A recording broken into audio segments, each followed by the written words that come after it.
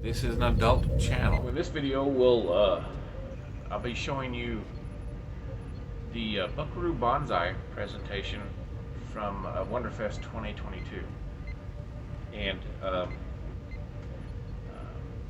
I found it absolutely delightful. I loved it. I'm a big fan of Buckaroo Banzai. A lot of people aren't, but I am. I love that movie. And what this presentation was the author, and I can't remember his name, but he wrote a book about Buckaroo Banzai, and so he's kind of like an expert on Buckaroo Banzai. So it was fascinating to hear all the stories, and there was a panel of several different people sitting there with him that had I guess there's a visualization guy that was there that helped make a poster for the new book, and a couple other people. I got in just at the tail end of it because it kind of overlapped with the Paragraphics photo etch presentation. So I got in just like after it started, like 5 minutes. But it's amazing information about Buckaroo Banzai, and I wanted to buy this guy's book, which I guess I could buy it online, and I went downstairs to get his autograph and his book signed, but I beat him down there, and then I was going to be late for another presentation, so I missed out on that too. But you can still buy the book online, and I think before I upload this video, I'll put the information on this video.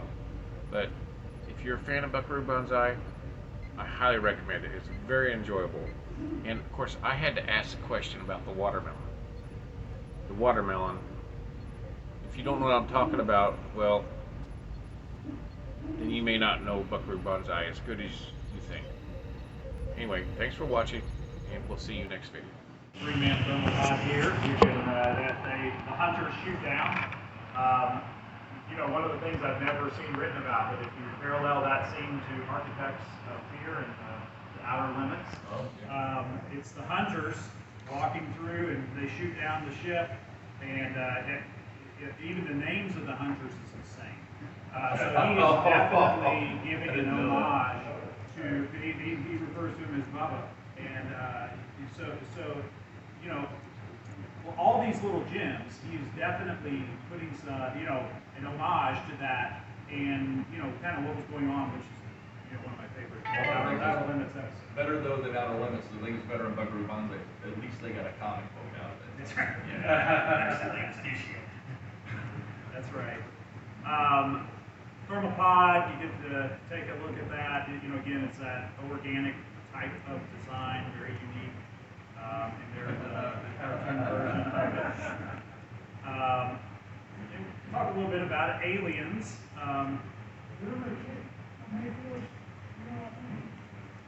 There is one. I'm going to pull it out here. The resin is not an official resin. Yeah. So there was someone, and these are available. Monsters in Motion, I think, is they have a site. They have a kit for the thermopod available. But never, if you were talking about back in the day, when No, there was not good. 3D printed one. No, that's a resin. Is it? Or a casting. Solid? No. That's pretty You lightweight. can come up and Fairly lightweight. play with it if you want. It doesn't have any sound effects. I've never seen that angle before. The aliens design. So, anyone ever heard where the design for the alien came from? Again, supposedly, according to stories, they were having dinner. They saw a lobster, and somebody said, "Hey, it's a trap." No, they picked it up, and they said, "Hey, let's put it up. You know, create this bridge like a lobster tail coming back." And that was the original idea for what the electrodes would begin to look like. So you get some of these early sketches here. case you were wondering how the little stinger thing that they spit out of their mouth and kills rawhide. This is how it works. Apparently, it does an acrobatic maneuver in the air that flips around, and when it hits somebody and poisons them with the stinger. But these were some of the design things that were made before they made the movie. They're trying to figure out, well, how does this work? If you get this thing, which I think says a lot because they were actually going through a lot of attention to detail to say, how does this thing supposed to work? Kind of a cool picture here of kind of zoom up on those the mass of how incredible they actually look. Tom Berman and his studios did the designs for them. They made a number of them that are very complex. They have a lot of articulation, and then they ran out of money. And then all of a sudden they were like, we can't afford to have you putting these on all the different Lectroids. So they just started making, masks something like this. They slip them over. So a lot of times you'll see, John Big Booty, or Big Booty Connor, or those. They have a lot of articulation, and then the ones in the background, you can tell it's just a slip-on mask, and he's just kind of moving through. But with his teeth, which have look pretty gruesome there. If you have an opportunity to read the book, hopefully a lot of you have read the original book. The Electroids are just this horrible warrior race. They're violent, they're destructive, but then they come to Earth and they start, getting spoiled eating sugary treats like Twinkies and fiddle faddle. And so then they're not quite the warrior race they once were. In fact, a lot of them are like, why do we want to go home? It's pretty nice here on Earth. Why don't we just take over here? So you have a lot of that going on. Here's kind of an interesting, here's John B. Boutte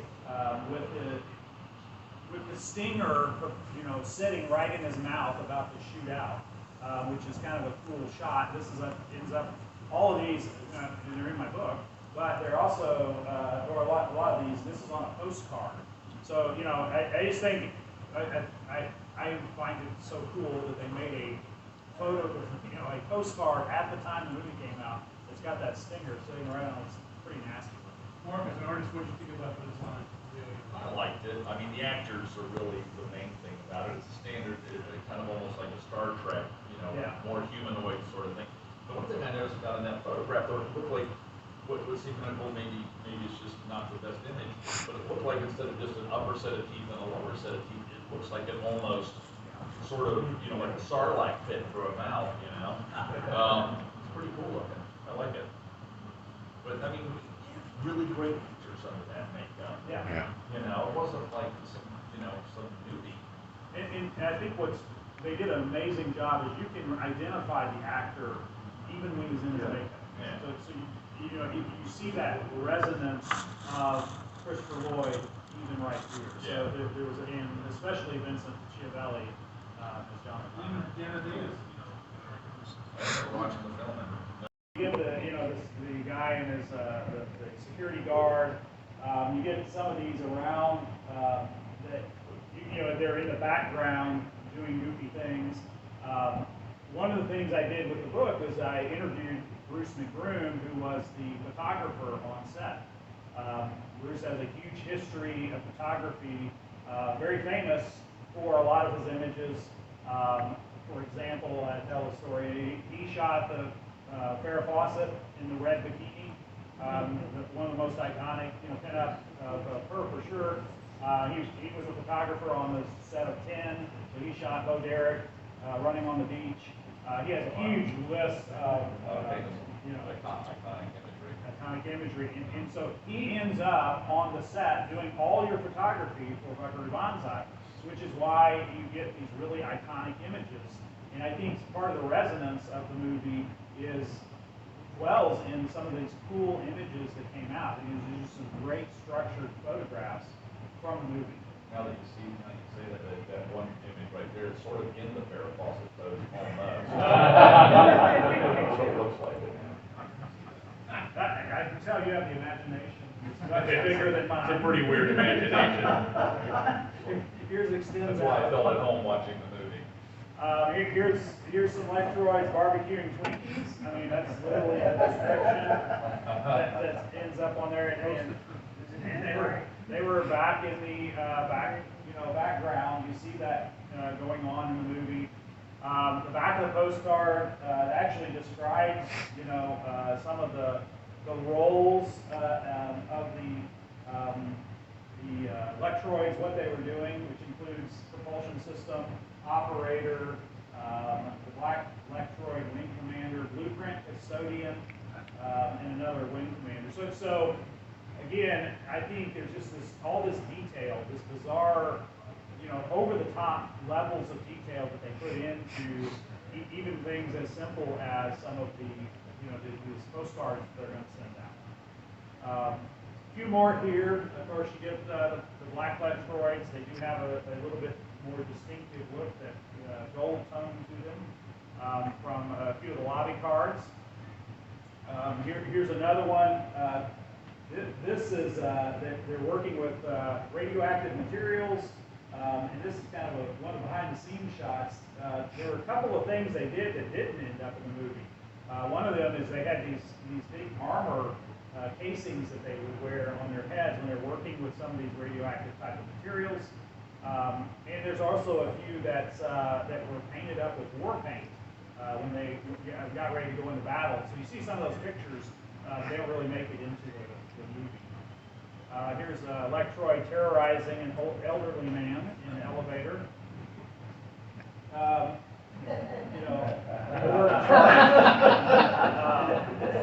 If you watch that really close. The only way we can put here is if every other picture other than him at the top was the same exact photo. Yeah. Oh, we need to sell that as a poster. I swear. We put that together. Funny, that's funny. So, talk a little bit about the prop designs and some of the interesting pieces. They did do some very practical props, which I find interesting. And by the way, if you guys have any questions, you can feel free to interrupt us Or raise your hand. observations about some Or if pieces you want of to say this. something, that's great. So on the left-hand side there, that's the Go phone. They don't talk about it much in the movie. It does come up in the book quite a bit, but they have a video Go phone. It's just more like a modern-day cell phone that you can FaceTime on. You do see Rawhide using it there at the beginning. He's talking, on it. They basically used this on the Watchman, which is the device on the side there. And, so for the creative prop builder, you can take off the screen here, put a little block, and, they use a lot of practical effects, which I find, really fascinating. Some of them more complex than others. This is a BMX motorbike outfit that people wore, and they put some, high-fangled hose and a little breather thing, and those are the breather vests that they wear all over the place. You can make those really, really cheap, and it's, very authentic. A couple of other kind of behind-the-scenes shots. On the left is Mrs. Johnson. You might recall that they, when they're watching the record and the player, they have to put on those special glasses and gives you a 3D effect, and they're made out of bubble wrap. I mean, somebody's got it right there. He's made it. Oh, yeah. Stand up,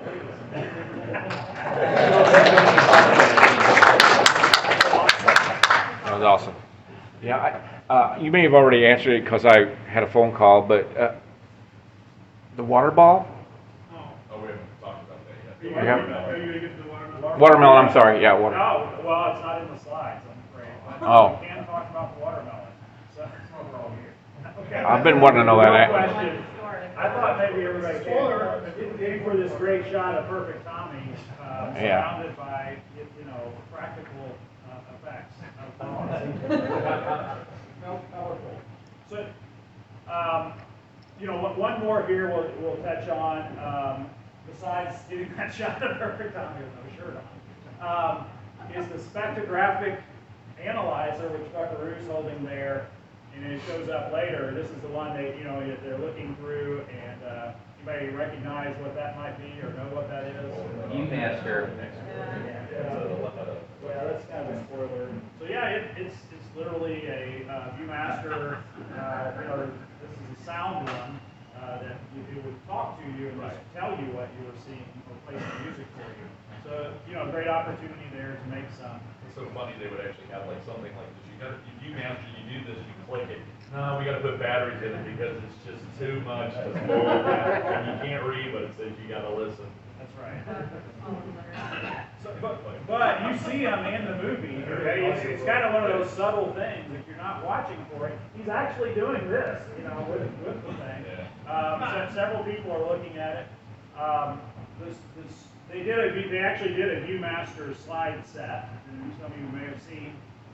More importantly, if you open it up and go look at the slides, there's some interesting images, including this one right here on the left of John Parker looking at the thing. So you can look in your Viewmaster at a Viewmaster slide with somebody looking in a Viewmaster, and you know, And of course, he's looking at someone looking at him. probably looking at himself. So you know, it's an infinite loop there. A couple of more things here. Sure, we're on time. The jet car. Again, over the years, I think when I think about just what they did with the budget, all of these things kind of look practical. They look like they're hodgepodge together by somebody in their back garage, which is what Buckaroo's team is supposed to be. But I have always loved the fact that they built a jet car. You know, they took a truck, stuck a jet engine on it. They literally did that, and then they souped it up. That's one of the behind the scenes, and you know, there's what the beauty looks like when it's all was put together. And they contracted a race car team who did drag racing, thrust racing, built the whole thing. And they said, we want a truck. You know, what kid doesn't dream of sticking a rocket on the back of their truck, you know, and driving like mad, you know, all over the place. And that's what they did. So I mean, I love, and to me, it looks like that thing was, you know, built together in the back of your garage to do an experiment. And you know, it feels like it could actually do whatever it's supposed to do. Are you saying that the jet engine function? Yes, it was a jet engine. It's a real, But like a drag, but it did not propel it. Oh, it didn't? Okay. It was not set up to do the propulsion. It was just to give you that cool. Yeah. Yeah, the cool plane. That's right. But it was a jet engine. Another shot of that, all the little, doodads on the pieces there. The eighth dimension, we'll talk just a second about that. This is some of the cool designs for what the eighth dimension was going to look like. And then there's an actual shot of it. To shoot the eighth dimension, they actually created a technology. There's a great article in Cinefex magazine about this. But they created technology to where they could move a camera along a microscopic camera across the surface. So they had a microscopic camera. You take a picture, you can have one that could shoot a film across the surface. So like they shot the surface of a tongue and several other things, and that's what became the inside of the eighth dimension. So this very brief moment where they go through there, it's just a few seconds on screen, took them about 6 months to shoot. And they wanted something like Stanley Kubrick's ending of 2001: A Space Odyssey, but they didn't want anything to look anything like that. They wanted you to see something visually you've never seen, but not look like 2001. So that's how they came up with the eighth dimension. Interesting effects, lots. So what you're seeing, they put a little. The lightning is added obviously, but the surfaces are actually the surface shot from an electron or microscopic camera. So I have now I always kind of thought, well, maybe that's animated or some it's a cartoon drawing or something like that. But So I really appreciate that. We'll talk a little bit about David Beagleman. Okay. Everyone, does anybody know, or everybody know who David Beagleman was? Okay, because it ties into this, we'll have a little connection here, and the watermelons. We're going to like segue it all together here. So David Beagleman was the producer for Buckaroo Banzai. So he held the purse strings. He was the one who kind of got the financing going. When David Beagleman sold the idea of the movie, he sold it as the next Indiana Jones. So Buckaroo Banzai is going to be a huge franchise. It's going to be James Bond. It's going to be adventure, excitement. It's going to be a whole series of movies. I mean, this is just the first one. We're going to get on a roll here. And he sold it to the executives and investors in that way. Well, obviously, when they started shooting the movie, he's like, what? This is not what I had in mind. You know, this is not James Bond. It doesn't look like it. It doesn't look like Indiana Jones. It looks crazy, okay? And so one of the initial conflicts they had was over the red glasses. Okay, so he sees the Buckaroo Banzai's red glasses, you may recall. And he's looking at the dailies, so he would review each day, here's what they filmed. He takes a look at, actually before the red glasses, let me back up, sorry. Before the red glasses was the cinematography. So initially the film was being shot by Jordan Cronenberg, who did Blade Runner, among other things. So he's beautiful, stylistic. So you see some shots in Buckaroo Banzai, like the bar scene and other things that have that great lighting differentials and the colors, the smoke, all of that. And W.D. Richter loves it. You know, they're going for this stylistic thing. David Beagleman sees it. He's like, this is not what I want. I don't want a artsy-fartsy. I want an adventure movie. This is what we're paying for. So he fires the cinematographer without even telling the director or anyone else. He fires him, brings in Fred Cronenkamp, who's an awesome cinematographer, but he's a totally different cinematographer. He shot Patton. He shot The Right Stuff.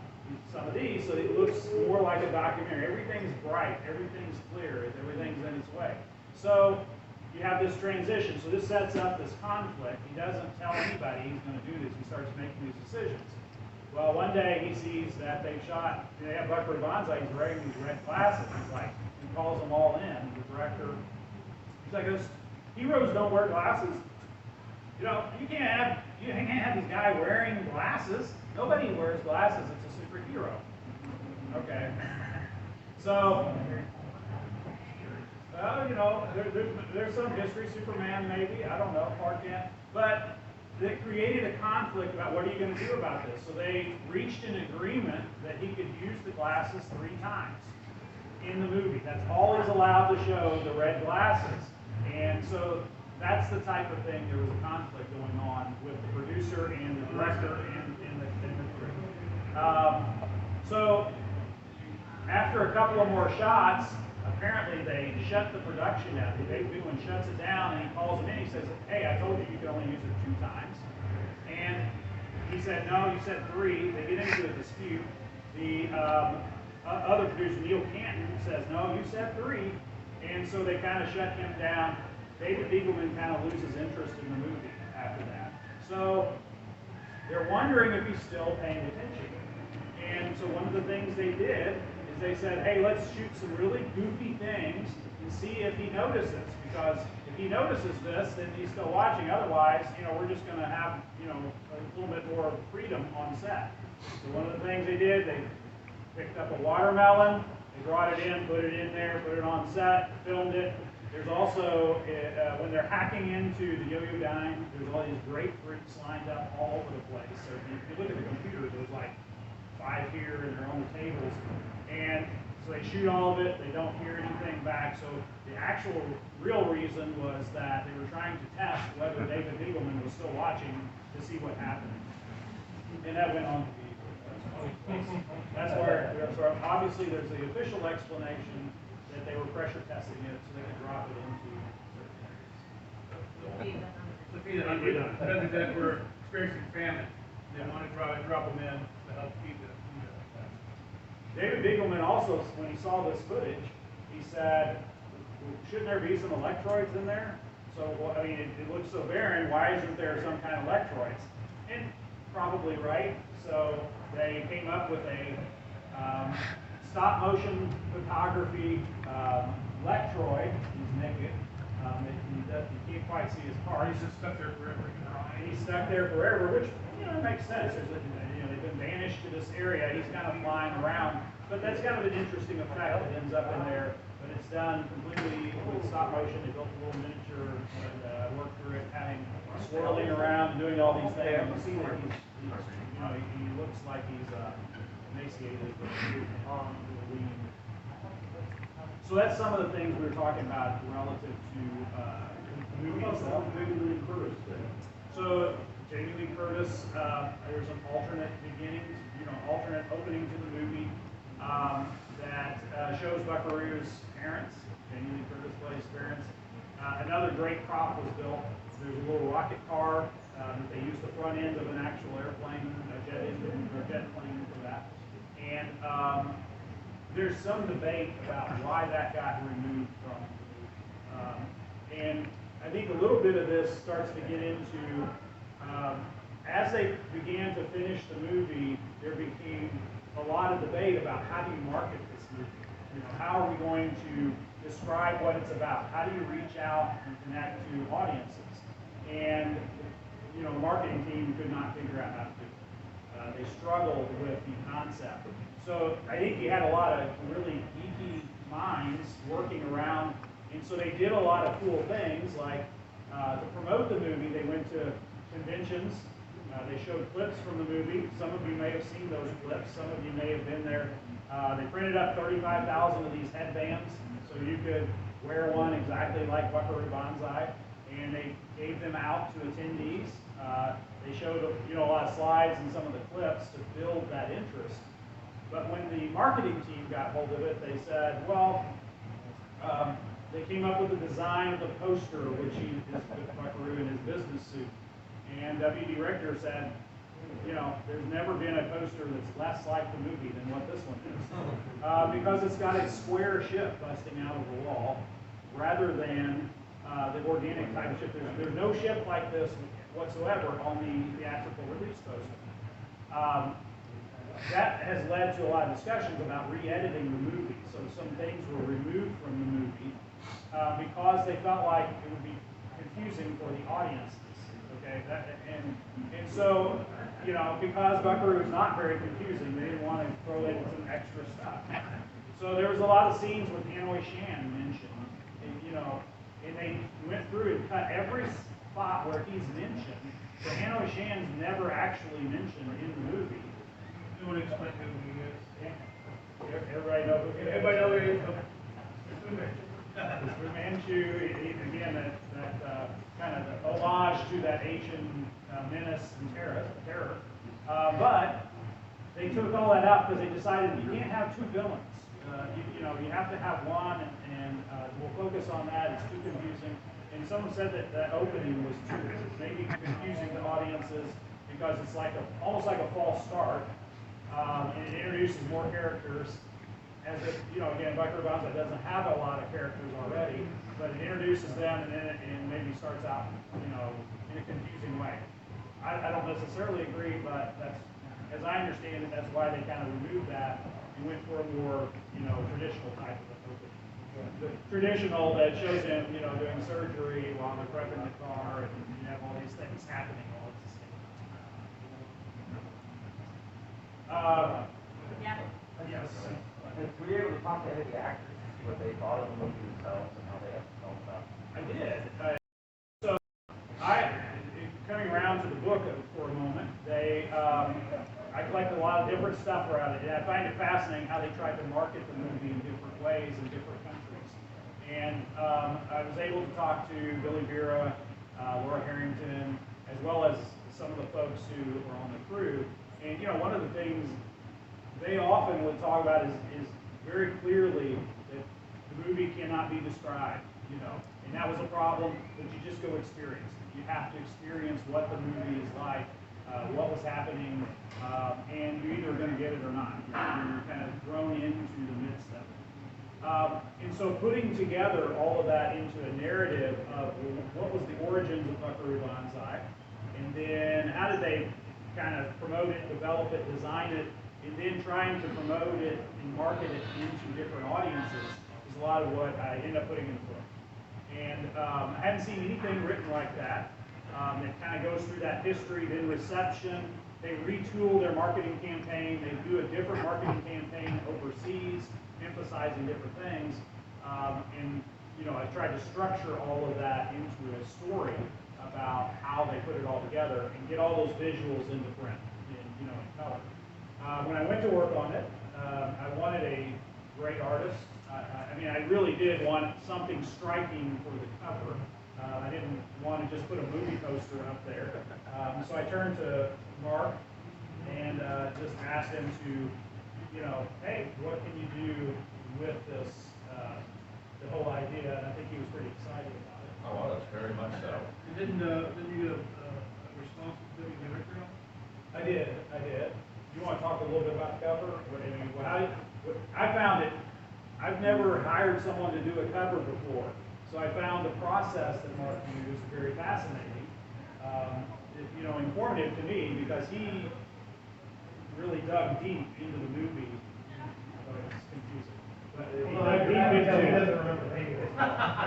dug deep into the movie to kind of pull that out. What panel? I was still on the watermelon panel. I'm not a fan of the poster of the film. I found it to be very stiff. I like the lettering on it. That was great. Yeah. But I just had seen the movie dozens and dozens of times, and I said, what are the most important elements that I can think of? But I've had times where you think about the most important elements in a film, and you put so many things into it, it looks like a Technicolor yawn. And it's so I said, okay, limit it. You want to talk back and forth. What's important? I thought painting pretty was important. I think Dr. Lizardo. I wasn't certain that the car necessarily needed to be in there, but the ships, the weirdness of the ships, and of course Buckaroo. So this is actually a shot of him where he's wet and his hair's hanging down, all that kind of stuff. And I said, boy, that's a great face, but you can't do that on the cover because the hair's hanging down and stuff. So I got a bunch of screen captures, started with the face, shoulders, he was wearing a regular shirt, no suit, but I painted the suit onto him at a tilt, and then gave him the haircut from one of the scenes where he's, performing with his rock band. So that's sort of a hodgepodge of stuff. Not to give too many secrets away to where you guys go, oh, I don't like this cover anymore. But those are not John Lithgow's hands. Those are my hands. So anyway, I had a great time doing it. He threw a little bit of a curve in. I was hearing this for the first time, so he's going, okay, I'll keep smiling. But it's so there's so much going on, and it is the microscopic background that you were talking about. I really want that in there, and I was like, no. So, but it worked by putting orange into it. Orange and blues are complements. You don't always have to be exact with that, but they're opposites on the spectrum. You could have used another variation, but then when I was doing the lettering and all that, the color worked, and it's basically a collage with some borders and things like that. Ultimately, I'm very happy even looking at it now. I mean, I do so many covers that you kind of like, well, get that one out, and the next one, and the next one, but you kind of go back in and you go, oh, okay, so I'm happy with it, Was that done in one big piece, or is that put together? I paint the size. If you would actually have taken that thing at full size and printed it out at 100%, it'd be the size of an airplane plane. I mean, I paint really, this one's digital, but I paint really, really huge. The screen's huge, and I'm like, every one of these tassels is probably about like that big on the screen on any pretty skirt. The ships were huge. And it's not like the smaller pieces I take less time on. I mean, those ships were probably 3/4 inch his page before. At first I thought, well, they're abstract, nobody's gonna start painting them. But oh man, this is actually hard. I'm painting somebody else's abstract.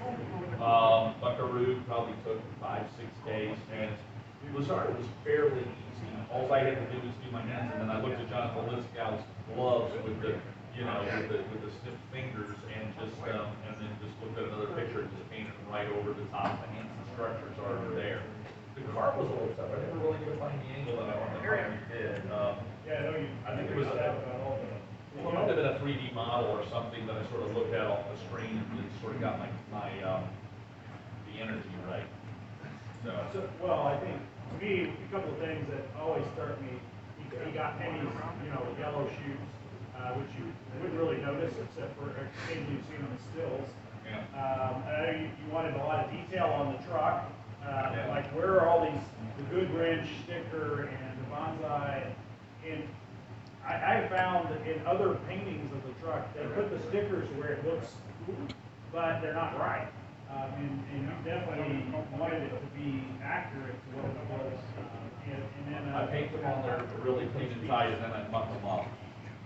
Put the mud on top of what I did. So I actually sometimes get something exact, and that took like part of the day, and then I go, okay, now it's time to slop it up. So I kind of get rid of what I worked on. Sometimes I have to scold myself on things like that.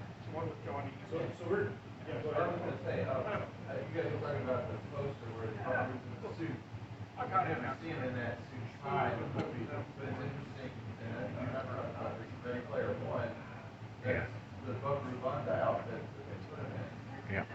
That's kind of odd, because why would they make that, why would we make that choice on Ready Player One, make that decision, they clearly just want to poster, right? I don't know if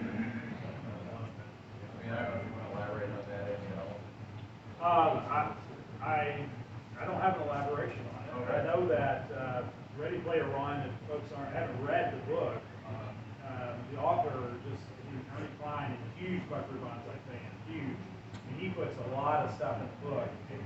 When I read the book, I thought, there's no way they're going to put this reference to Buckaroo Banzai in there because that's how he dressed when he goes to his first date in the movie. But they did. But I agree. It is kind of bizarre. It's like half the movie we're in now. Another quick thing about costumes is those red glasses. I remember being in the theater and he walks out and he goes, black like our Electroid from Bled or whatever, and I'm like, oh man, I gotta get those glasses. I thought they were very cool, So much for the guys opinion about that. Yeah, go ahead. I was a regular convention goer at the time they were marketing the film, and I saw everything that you were describing. And especially at the Atlanta Fantasy Fair and the World Cons back then, Terry Urban had earned a reputation for being a reliable promoter. The fans kind of grew to trust him, and I think some of it was because he helped redub the Buckaroo Banzai. Because I think after that, it's like his own personal stock went up. And he's written some Star Trek behind-the-scenes books and some really interesting stuff that's out there. But I remember it from back then, really hustling for this movie. Yeah, he did a 8-month tour at conventions with the headbands, and he had a set of early montage from it that I have, and we're getting it converted to digital now, so that you can share 60 millimeter.